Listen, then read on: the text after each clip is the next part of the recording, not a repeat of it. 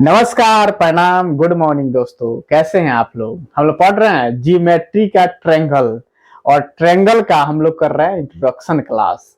देखिए दोस्तों, 4 क्लास तक का इंट्रोडक्शन कल के सेशन में समाप्त कर दिए थे। चलिए नेक्स्ट क्लास का इंट्रोडक्शन को शुरू किया जाए। देखिए दोस्तों, अभी तक हम लोग पढ़ रहे थे ट्रायंगल का इंट्रोडक्शन। अब चलिए इसका प्रॉपर्टीज देखा जाए।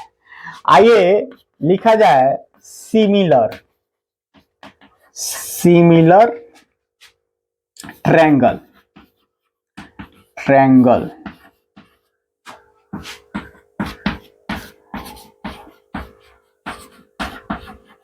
समरूप त्रिभुज। सिमिलर ट्रायंगल, समरूप त्रिभुज। आइए इसका परिभाषा लिखते हैं। यदि दो त्रिभुज की आकृति समान दिखे उसे आपस में समरूप त्रिभुज कहते हैं।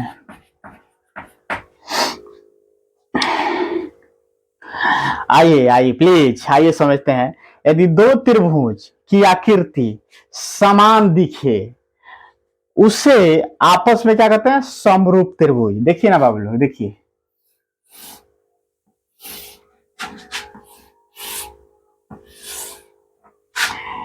ए बी सी, इसको डी मान लेते हैं, डी ई एफ। जब दो त्रिभुज की देखिए आकृति जो होगा आपस में क्या समान दिखेगा। ओहो, समान आकृति दिखे। देखिए जैसे यह आकृति दिख रहा है ना, जैसे यह त्रिभुज है वैसा ये भी त्रिभुज है। यानी आकृति यानी शकल क्या समान होना चाहिए, यानी समान दिखना चाहिए। यह भुजा जो है ना छोटा बड़ा हो सकता है, यह भुजा छोटा बड़ा हो सकता है, लेकिन जो आकृति है वह समान दिखना चाहिए, यानी एक जैसा दिखना चाहिए। यानी उसका जो जियोमेट्रिकल जो आकृति होता है ना, जैसे ज्यामितीय आकृति, वह क्या समान होना चाहिए, यानी एक जैसा दिखना चाहिए। उसको क्या कहते हैं? समरूप त्रिभुज। या दोनों त्रिभुज आपस में क्या समरूप है, यानी दोनों त्रिभुज आपस में क्या है? समरूप है, यानी दोनों का आकृति एक समान है, यानी दोनों का चेहरा एक समान है। यह जो भुजा है छोटा बड़ा हो सकता है, लेकिन देखिए ना इसका आकृति समान है, तो यह है समरूप त्रिभुज। समझ गए आप लोग? जैसे देखिएगा शादी ब्याह होता है ना, तो एक औरत एक मर्द, नहीं शादी ब्याह होता है तो 15-20 साल के बाद क्या होता है, दोनों का जो चेहरा था ना एक जैसा दिखने लगता है। तो आप इस तरह पकड़ लेंगे कितना भीड़ में, अच्छा ये है ना उसकी पत्नी है, अच्छा ये है ना उसका हस्बैंड है, इस तरह पकड़ा जाता है। यानी समान जो रूप होता है मिलने लगता है, तो उसको कहते हैं समरूप। समझ रहे ना? आकृति समान दिख रहा है, भले कोनो नाटा है कोनो बड़ा है, कोनो छोटा है कोनो गोलू मोलू कुछ भी है, लेकिन क्या है आकृति समान दिखने लगता है। आदमी पकड़ में लाता है वो समरूप है, उसकी वो है वह उसका है, इस तरह पकड़ में आ जाता है। उसी तरह आकृति समान दिखना चाहिए, भुजा छोटा बड़ा हो सकता है, आकृति जब समान है देखिए ना तो क्या है? समरूप है। समझ गए आप लोग? चलिए इसको मिटाते हैं। चलिए दोस्तों आगे चला जाए। आइए लिखा जाए प्लीज। देखिए कंडीशन ऑफ सिमिलैरिटी, हिंदी होगा समरूपता। समरूपता के शर्त।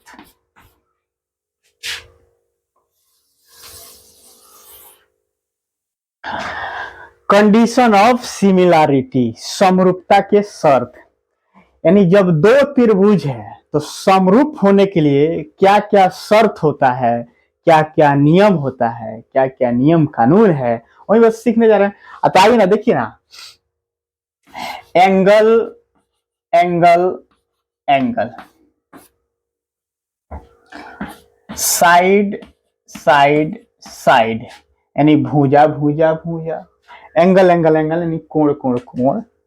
और यह देखिए साइड साइड एंगल साइड, यानी भुजा एंगल भुजा कोण भुजा। क्लियर बाबू?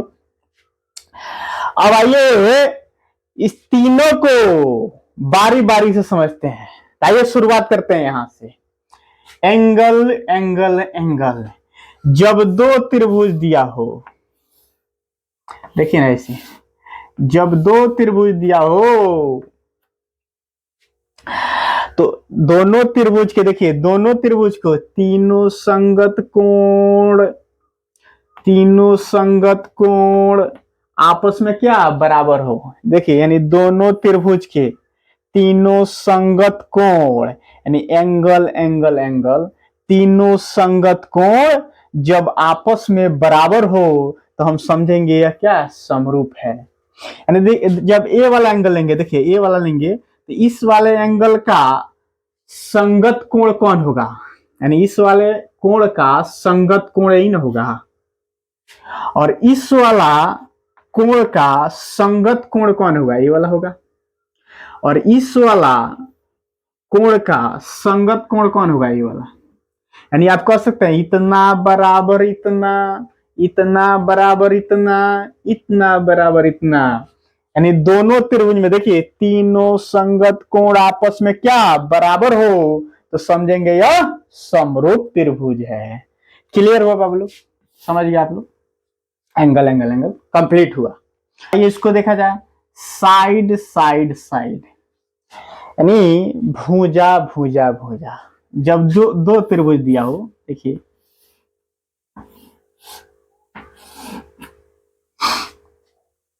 तो दोनों त्रिभुज के देखिए भुजा का रेशियो आपस में क्या समान हो, यानी दोनों त्रिभुज के संगत भुजा का रेशियो आपस में समान हो।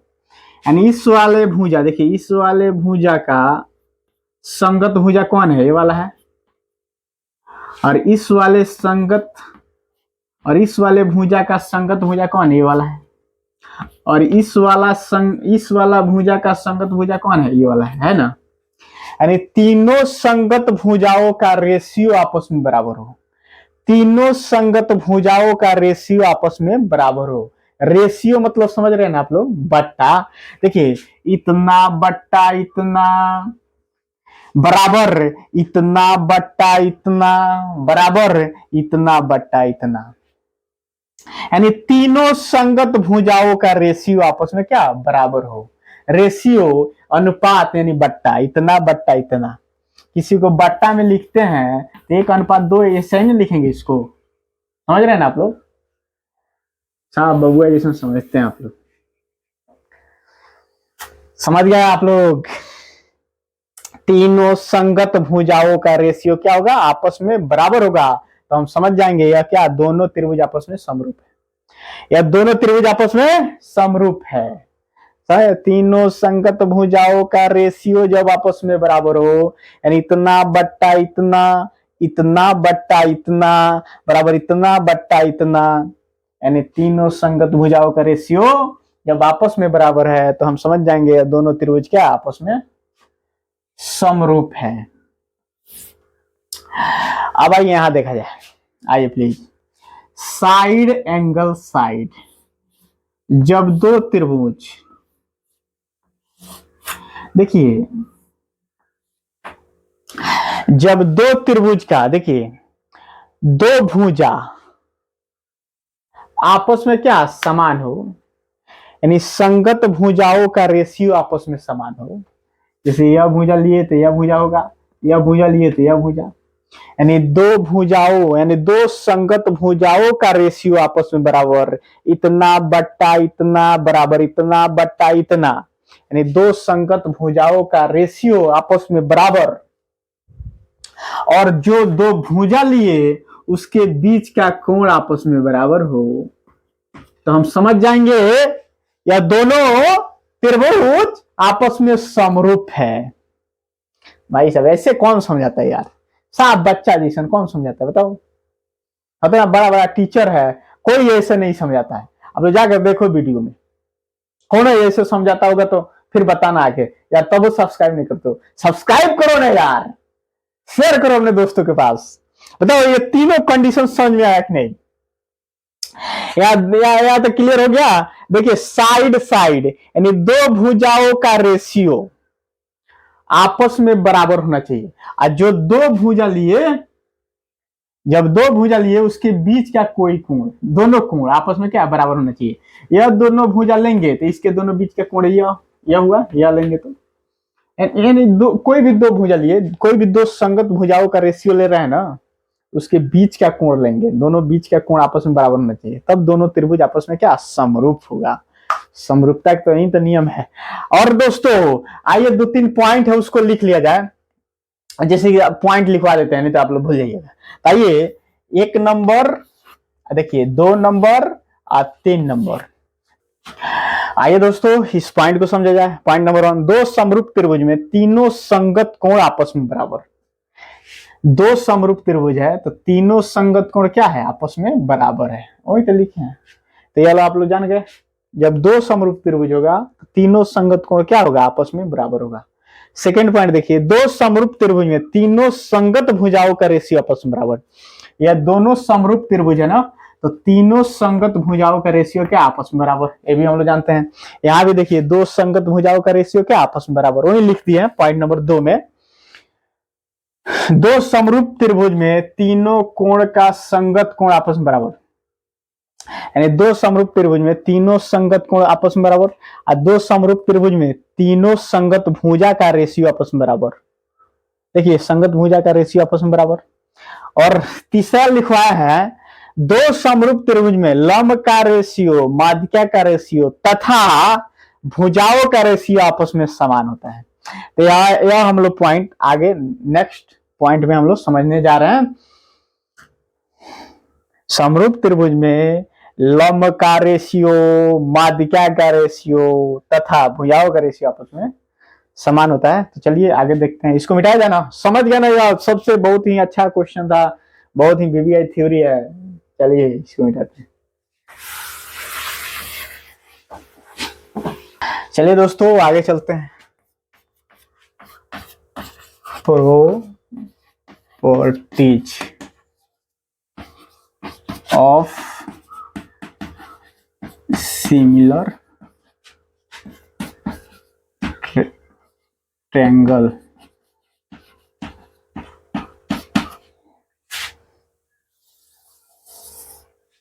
Properties of similar triangle.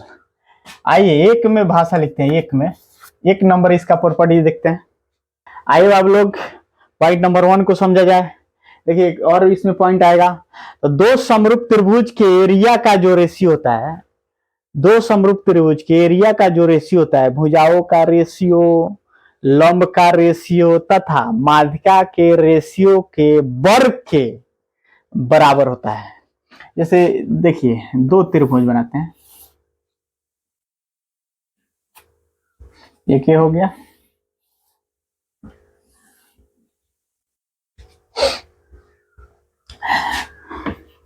A B C D E F. अरे भाई साहब नीचे दिख रहा है ना, अभी नीचे के लिए एक लाइन और आ जाएगा।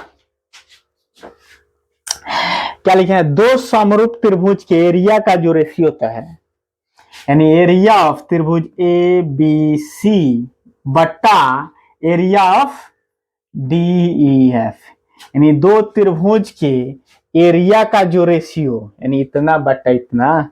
देखिए एरिया ऑफ त्रिभुज ए बी सी बटा एरिया ऑफ त्रिभुज DEF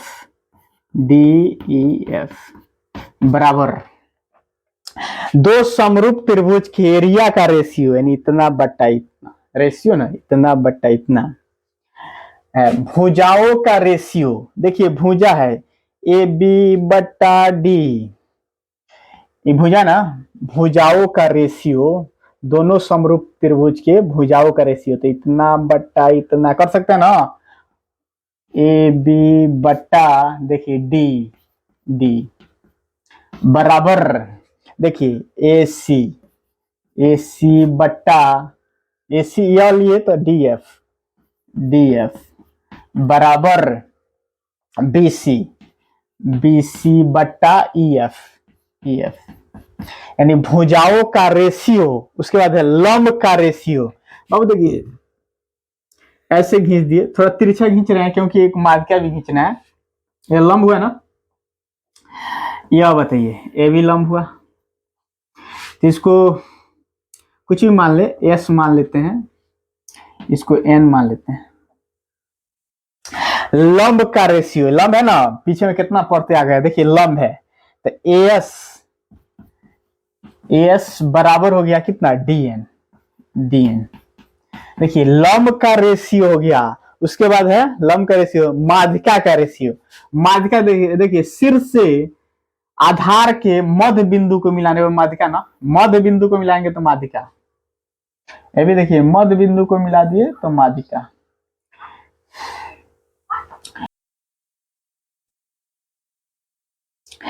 भाई इसको ना M मान लीजिए, MN इस तरह सीधा रहेगा, M N हो गया ना, तो M किधर गया, तो इसको सुधार कर लीजिए, AM यहाँ M कर लीजिए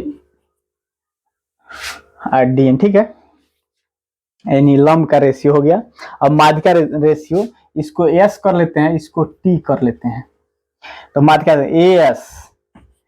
AS बट्टा हो गया DT। दो समरूप त्रिभुज के एरिया का जो रेशियो होता है, देखिए एरिया का जो रेशियो होता है, भुजाओं का रेशियो, लंब का रेशियो तथा माध्यिका के रेशियो के वर्ग के बराबर। देखिए वर्ग के बराबर दो समरूप त्रिभुज का जो एरिया का, दो समरूप त्रिभुज के एरिया का जो रेशियो होता है, भुजाओं के रेशियो, लंब के रेशियो, माध्यिका के रेशियो के वर्ग के बराबर। देखिए वर्ग के बराबर होता है तो सबके स्क्वायर करेंगे, AB स्क्वायर D स्क्वायर, सबका स्क्वायर बैठाइए, बस हो गया।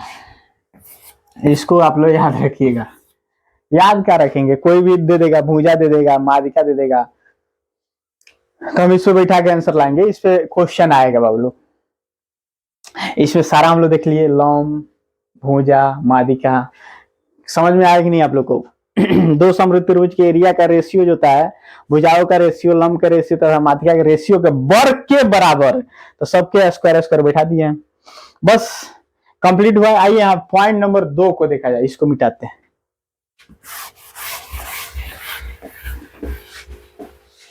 आइए पॉइंट नंबर 2 लिखा जाए। आइए बाबू लोग इस पॉइंट को समझा जाए। दो समरूप त्रिभुज के परिमाप का रेशियो, भुजा का रेशियो, लंब का रेशियो, माध्यिका के रेशियो के बराबर होता है। देखिए परिमाप यानी पेरीमीटर, शॉर्ट में पेरी बोलते हैं, नहीं, तो दो समरूप त्रिभुज के परिमाप का जो रेशियो यानी बट्टा में, तो दो त्रिभुज पहले बना लेते हैं। देखिए दो समरूप त्रिभुज के परिमाप का जो रेशियो होता है, ABC DEF, एगो लंब डाल लेते हैं और एगो माध्यिका। देखिए एगो लंब हो गया, एक माध्यिका हो गया, क्या क्या माने, MNST, वही जो सेम फिगर बना था वही सेम। तो पेरी, दो समरूप त्रिभुज के परिमाप का रेशियो, परिमाप यानी शॉर्ट में पेरी त्रिभुज बी सी पेरी परिमाप त्रिभुज A D F, sorry D E F, यानी दो त्रिभुज यानी दो समरूप त्रिभुज का परिमाप का रेशियो, देखिए इतना बट्टा इतना, परिमाप का रेशियो बराबर होता है भुजा के रेशियो, यानी सब वही लिखिए ना, ए बी बट्टा डी बराबर ए सी बट्टा डी एफ बराबर, देखिए बी सी बट्टा ई एफ, भुजा के रेशियो, लंब का रेशियो, लंब है ए एम बट्टा डी एन बराबर माध्यिका का रेशियो ए एस एम बट्टा डी टी के बराबर होता है। इसमें स्क्वायर स्क्वायर नहीं करना, उसमें क्या होता है वर्ग के बराबर होता है। दो समरूप त्रिभुज का जो परिमाप का रेशियो, देखिए परिमाप का जो रेशियो है भुजा के रेशियो, लंब के रेशियो तथा माध्यिका का रेशियो के देखिए बराबर होता है, यानी इसका यह बराबर होता है। बस इसको भी याद रखिएगा, इस पर भी क्वेश्चन आएगा। क्लियर। दो समरूप त्रिभुज एरिया का रेशियो हम लोग देखे थे, थोड़ा रिवाइज कर लेते हैं। वन में क्या देखे थे, जब दो समरूप त्रिभुज में एरिया का रेशियो होता था, भुजा का रेशियो, लंब का रेशियो, माध्यिका का रेशियो के वर्ग के बराबर, देखिए वर्ग के बराबर, तो सब पे स्क्वायर स्क्वायर बैठा थे, लेकिन इसमें देखिए दो समरूप त्रिभुज के परिमाप का रेशियो होगा भुजा का रेशियो, लंब का रेशियो, माध्यिका के रेशियो के बराबर। बस दोनों समझे आप लोग पॉइंट। चलिए इसको मिटा देते हैं।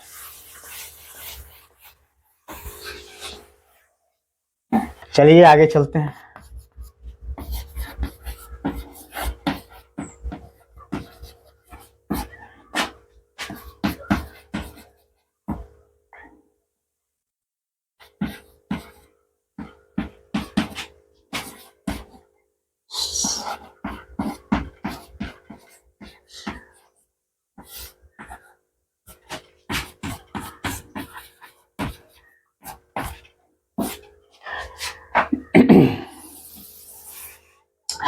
देखिए बाबू, कॉन्ग्रुएंट ट्रायंगल, सर्गवांगसम त्रिभुज,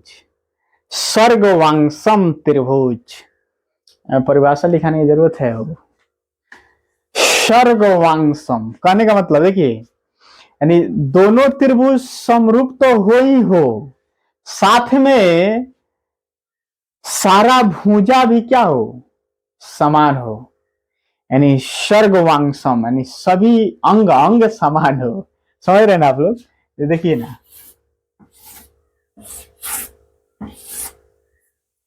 भुजा समान दिख रहे हैं ना, यानी सभी भुजा क्या हो, समान हो, इसके बराबर या इसके बराबर या इसके बराबर या।